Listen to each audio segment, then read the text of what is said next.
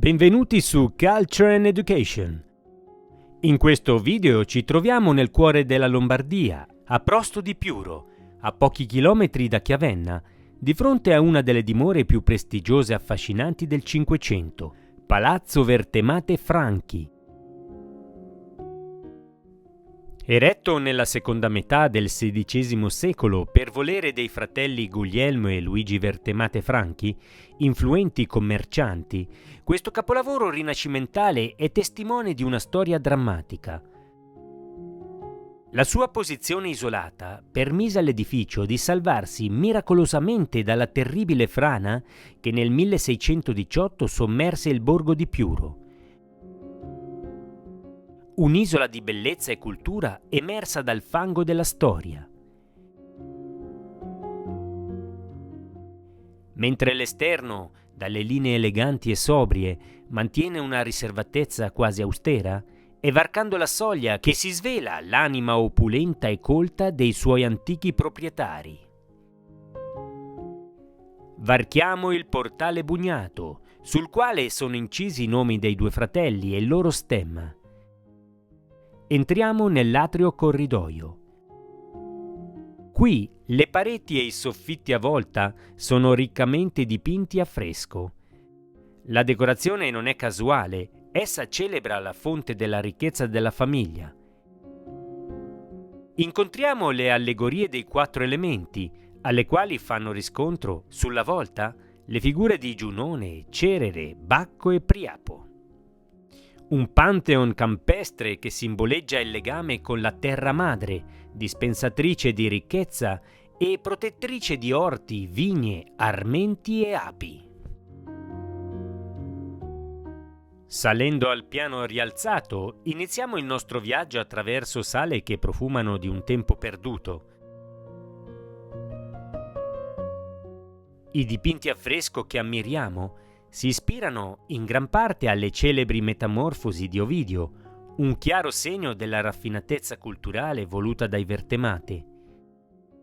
Passiamo dall'ampia sala di Giove e Mercurio per giungere in uno degli ambienti più singolari, la raccolta e luminosa stua di Giunone.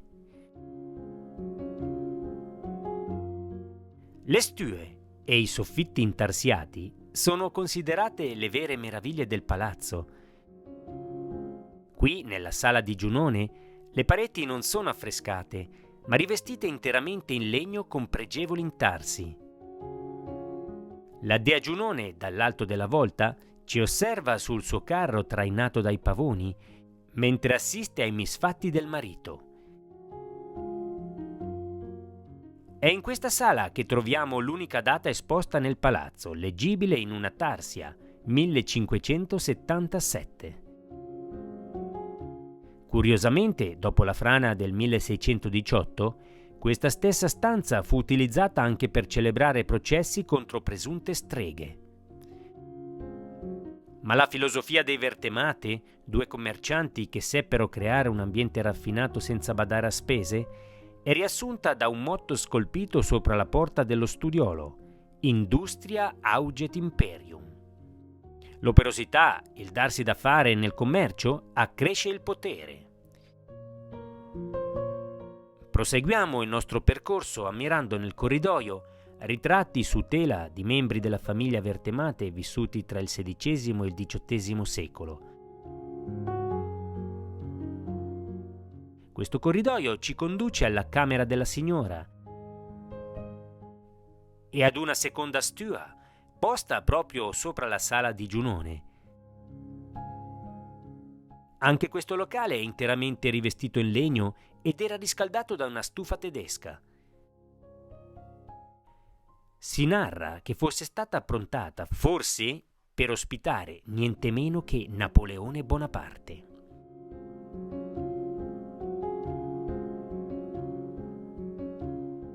Saliamo all'ultimo piano, un trionfo di artigianato ligneo.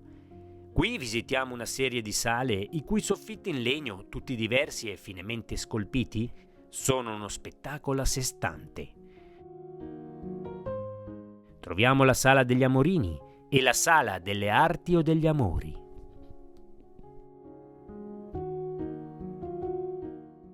Il culmine è il Salone dello Zodiaco. Oltre alle storie mitologiche, sulle pareti sono rappresentati segni zodiacali e in modo didattico le attività agricole che caratterizzavano ciascun mese dell'anno. Il soffitto scolpito in legno che lo sovrasta gareggia in bellezza e complessità con quello dell'attigua stanza del vescovo.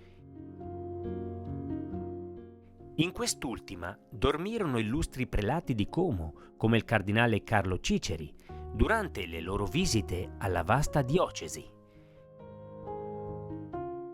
Prima di concludere il tour interno, è cruciale osservare due grandi tele nel corridoio che ritraggono Piuro nel suo splendore, e poi lo spettacolo apocalittico subito dopo la frana del 1618.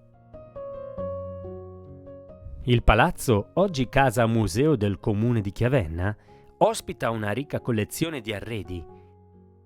È importante ricordare che la maggior parte di questi pezzi, tra cui letti a baldacchino, sculture e mappamondi, sono stati acquistati nel Novecento e non fanno parte dell'arredo originale disperso dopo l'estinzione della famiglia Vertemate.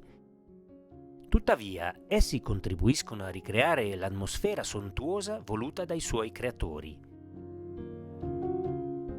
La nostra visita si conclude nella camera intitolata a Giosuè Carducci, poeta che fu ospite della villa durante un soggiorno a Madesimo per la cura delle acque.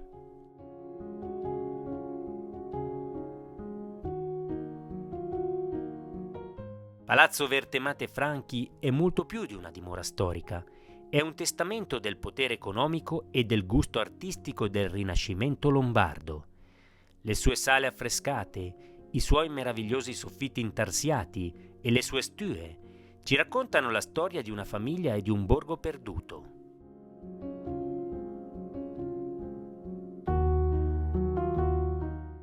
Oggi il complesso si afferma come un polo di interesse culturale a più valenze. Oltre alla visita museale, il palazzo offre un contesto magico circondato dal suo storico sistema di aree verdi, dal giardino all'italiana con la peschiera, al vigneto e al castagneto. Vi invitiamo a immergervi in questo scrigno di storia e bellezza, ricordando che la cultura è il vero potere che si accresce attraverso l'osservazione e la conoscenza.